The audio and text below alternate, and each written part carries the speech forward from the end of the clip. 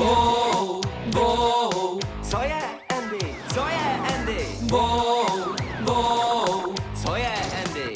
Co je, Andy? Čau, já jsem Andy a forky dělám rád. Když se můžeš zasmát, to je prýma před. Začne to zcela nevinně, pak se to divně vyvine. To zase Andy vyvedl věc. Jsem nejlepší jediný v okolí. Co je, Andy? Co je, Andy? Mé vtipky se rychle zahojí. Co je, Andy? Co je, Andy? Co je, Andy? Život je loterie, kamaráde. Dobrá, máš se na mě zlobí, ale aby vtípek vynikl, musím si někdy vsadit, ne? A když už mluvím o sázení, můj forek s losem mi tak úplně nevyšel. Minulý víkend byla oslava 75. výročí založení East Geklu. Ale co je nejdůležitější, naše vlastní hokejové mužstvo Levné Brusle mělo v rámci oslav sehrát zápas s obávaným protivníkem ze sesterského města s hokejovými handlíři z Mooshofu. No koukej, koho tu máme, líči. To je Larkin a ta jeho holka. No? Helejte se, máme teď naspěch. Můžete počkat s naším mučením až zítra po škole. Zítra žádná škola není, Larkine. Zítra je svátek. Jo, protože chápeš, je 75. výročí. Nic jsem o žádném svátku neslyšel. Ani já, ani já. To proto, že celou tu dobu děláš jen nějaký forky, Larkine. Jo, a tady Dorota má moc práce, chápeš, když ti pomáhá. Teď zmizte. To nás ani nezmučíte.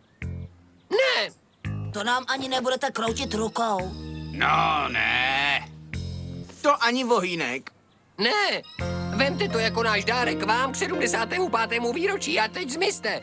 Než změníme názor. Rychle. Napřed musíš mít názor, teprve pak ho můžeš měnit. Koukni. Jsou šťastný. Přestanou se smát, až budou potrestaný za to, že nepřijdou zítra do školy. Jo, že je svátek. To bylo, chápeš, dobrý, že jo? A pak po krásném klidném obědě v Peansburgeru chci jít k domu paní Woolmoorové a naházím jí tam vejce. Já ji naučím dávat mi C z fyziky. Hele, mě z toho vynech. O 2 hodin dávaj v kině koule masa. Denny, koule masa je blbost a ty jsi to viděl nejméně 50krát. Je to ale můj nejoblíbenější film. A mimo to, co je tak zvláštního na házení vajec na Vlumrovic dům? Nějak se mi dostalo pod ruku pár pštrosích vajec. No, to je zajímavý. Ale co budeme dělat dopoledne? Mám v plánu zaspat. Dokonce i o víkendech mě máma s tátou honí z postele, abych uklízel. No, zítra ráno si tedy Andy Larkin konečně v klidu odpočine. A jak pro boha chceš tohle všechno zařídit? To uvidíš.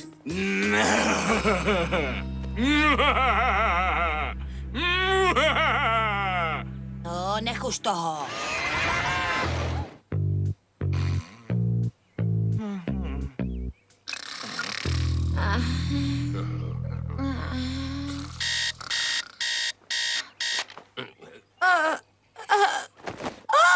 Proboha! Vstávej, je 10:30. Co? Co? Je 10:30, přijdeš pozdě do práce. Andy! Jen, vstávat, je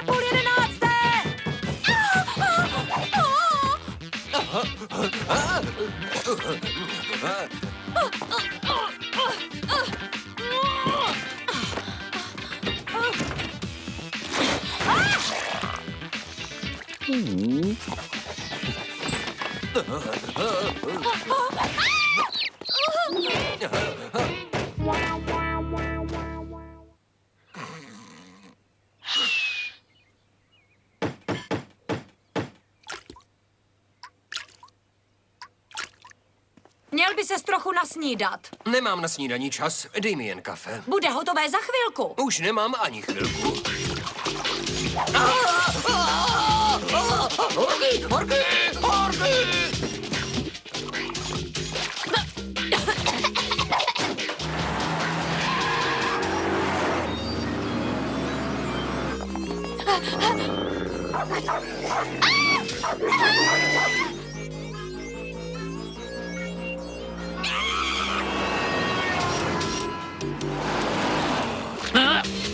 Neseď tady jako pecka, troubo, jeď za ním!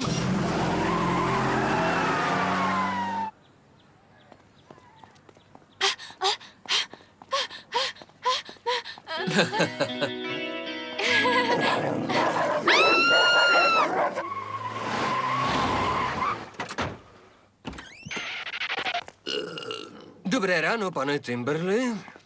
Ráno, spíš už odpoledne, Larkine. Jdete zase pozdě, co je to?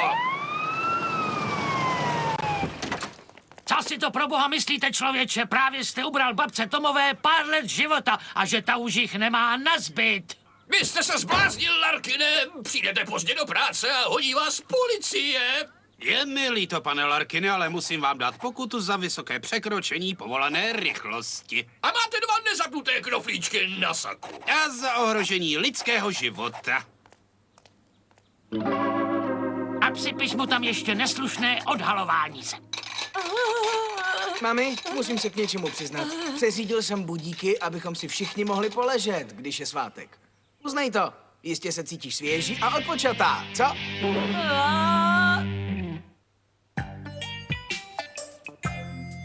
Dva měsíce bez kapesného, to je dost drsný. Ale být zavřený ve svém pokoji bez televize příští 4 víkendy, to je krutý a neslýchaný trest. Tak to neuvidíš ani zítřejší hokejové utkání? Ne, když si nepomůžu, ale pěkně po pořádku. Dneska večer dávají v televizi Pobřežní flákače. To musím vidět. Miluju ten pořád. Myslíš, že koule masa jsou blbosti a líbí se ti pobřežní flákači? Zajímavý. Každý je to kritikem.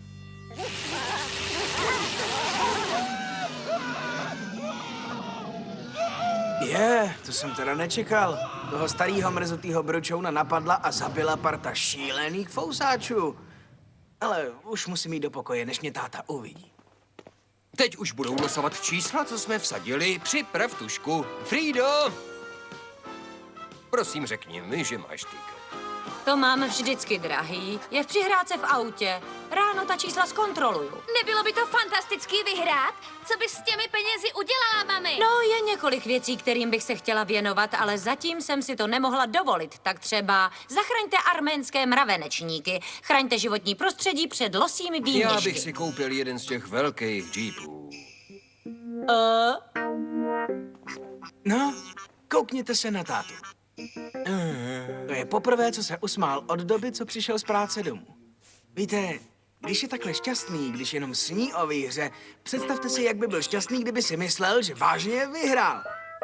Byl by tak šťastný, že by mi určitě zrušil můj trest.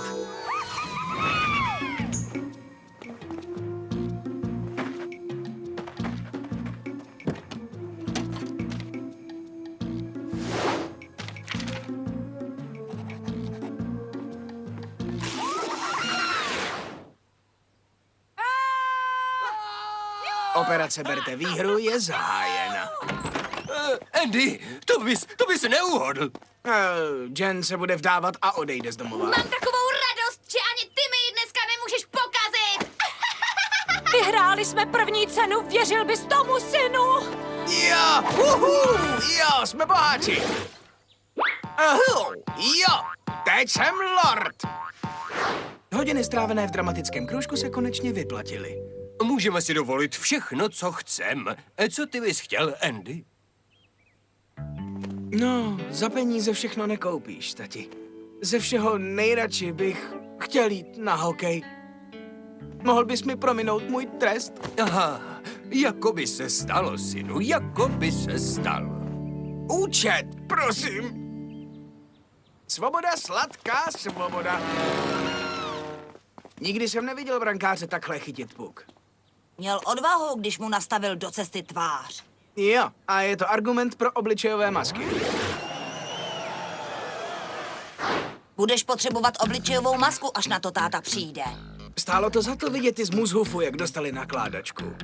A kromě toho nikdy nezapomenu na ten šťastný výraz, co ve tváři měl táta, když myslel, že jsme bohatí. To bylo za všechny prachy. Určitě se tak tvářit nebude, až zjistí, že nevyhrál nic. No, to se uvidí. Táta už asi zná krutou pravdu, ale jestli ještě ne, musím mu to říct. Jo.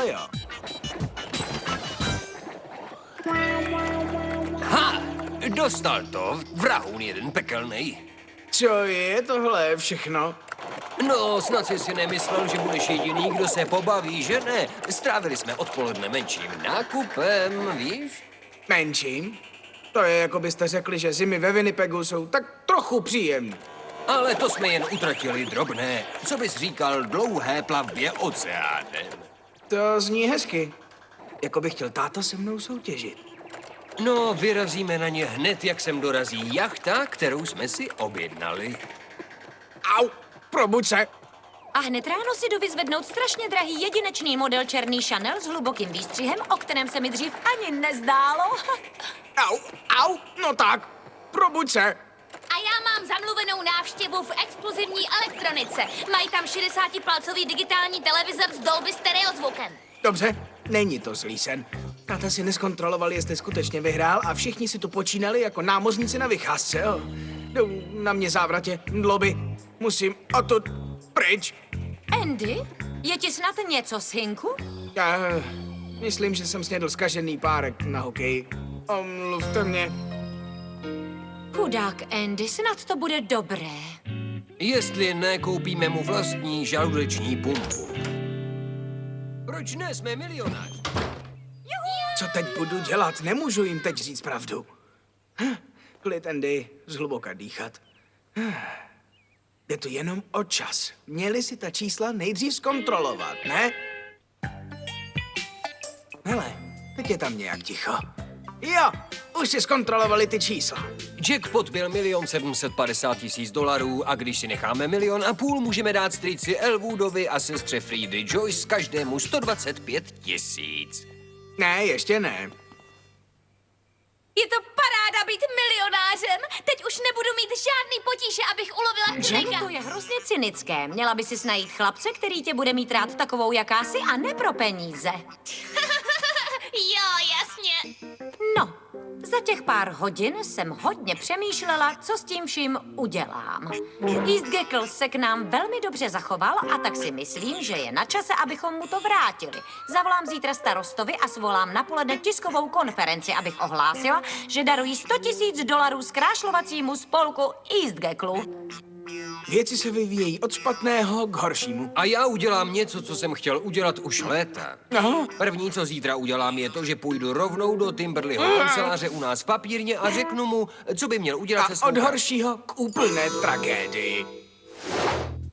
Ano, musím to uznat. Původně jsem se tady chtěl zabarikádovat a nikdy nevýjít ven. Ale pak jsem si uvědomil, hele, jsem Andy Larkin, největší světový vtipkař. Sám jsem se dostal do maléru, sám se z něj dostanu ven. A mimo to záchod je stejně dole. Stačí mi, když zabráním tátovi, aby se dostal ke svému šéfovi a mámě, aby udělala to prohlášení. Ale budu potřebovat Dannyho a Maše, aby mi pomohli. Táta i máma si musí ověřit ta čísla každou chvíli.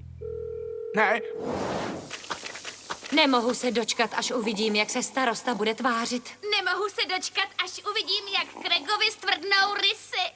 Nemohu se dočkat, až uvidím Timberleyho hnusnej ksicht. nemůžu se dočkat, až ten den bude za náma. Co je? Tohle by mělo být to nejsilnější projímadlo. To udrží každého doma celý den.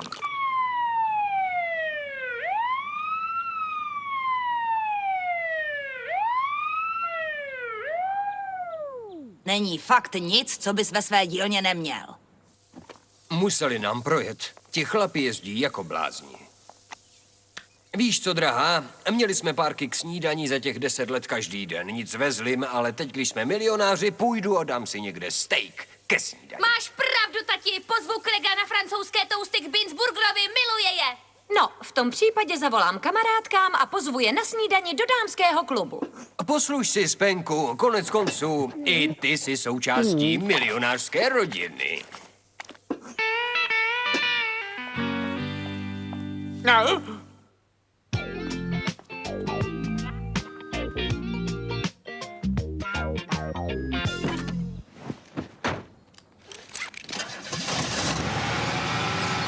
Aha. Děláš přímo kouzla, Maše, díky.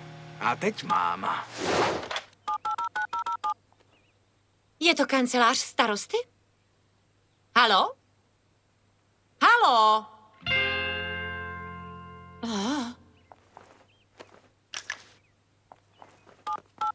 Potřebuju telefon, nutně.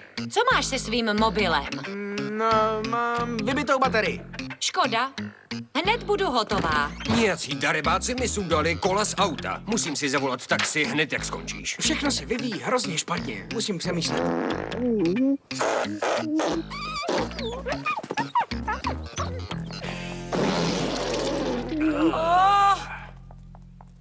Spenkovi je nějak hrozně zle. Musím s ním zajet k doktorovi. No, chudák starý Spenk.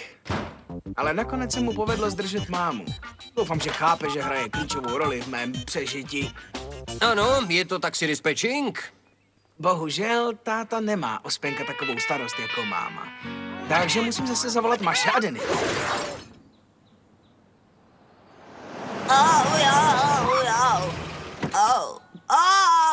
Co pak je ti, synku? Co se stalo? Můžeš mluvit?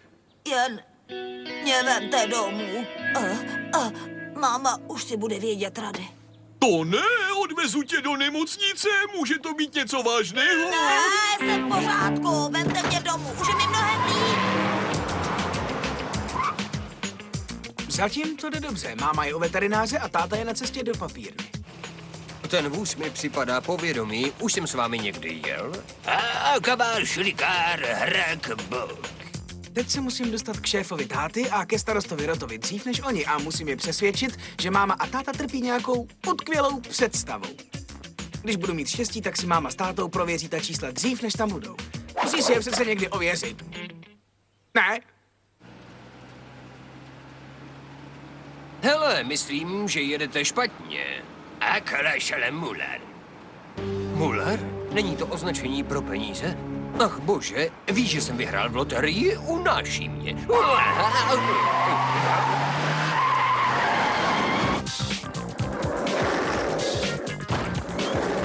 Pan Timberly. Musím mluvit s panem Timberlym. Museli jste se minout. Je na cestě na radnici. Starosta Rod ho pozval na tiskovou konferenci. Ale ne, máma si musela zavolat od veterináře. Pane starosto, dámy a pánové od tisku, přátelé, děkuji, že jste se sem tak krátce po pozvání dostavili.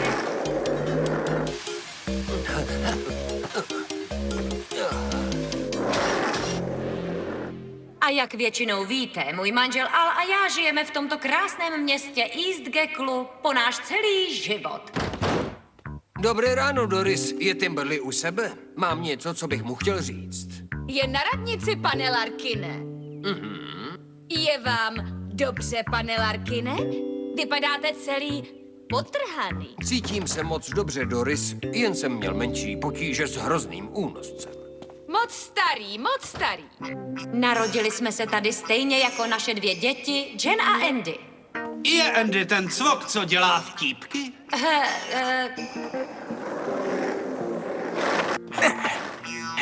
A chodili jsme tady také spolu do školy a po krátké známosti jsme se vzali a... Doufám, že se nebudete hněvat, paní Larkinová, ale mám ještě důležitou schůzi. Ano, ano, pane starosto, už se dostávám k jádru věci. Díky bohu za to. A tak cítím, že my jako rodina máme velký užitek z toho, že žijeme zde a tak si myslíme, že bychom měli této společnosti také něčím přispět. Mám pro vás Loučím úžasnou se se zprávu životem. a chci se s vámi o ní podělit. Timberly, mám něco, co vám chci říct. Právě jsem si to nechala ověřit. Jsem jediný výherce loterie ze sobotního losování. Má artritída. Jo, milost v poslední vteřině. Aha, Věděl jsem, že jednou si ta čísla ověří. Co jste to chtěla ohlásit, paní Larkinová? Jen jsem chtěla, aby každý věděl, že chci darovat $100 do našich městských fondů. To je velmi milé, paní Larkinová. Paní Tomová! Larkinem, o co jde? jen jsem chtěl vědět, kdy má vaše paní narozeniny. Myslel jsem, že bych jí mohl koupit dárek. Toto lízali nemá nikdo rád, Larkinem. Dneska ráno jste zase přišel pozdě do práce. Vzpamatujte se! Andy, co tady děláš? Andy? Andy? Kromě toho, že mi byl můj původní trest zdvojnásoben, vyšel jsem z toho celkem dobře. Jen jsem musel vrátit všechno, co táta s mámou nakoupili. Akorát Maš je naštvaný, že mi musel pomáhat a Danny pořád ještě se mnou nemluví, protože musel být přes noc v nemocnici, ale ono to přejde. Hele, Skrčku, jak se ti líbí tohle žihadlo, co mi tvá sestra koupila? A ne, zapomněl jsem na Jen. Pořád neví, že nejsme milionáři. Ale jde tu jenom o čas. Taky si musíte čísla přece zkontrolovat. Ne? Ne?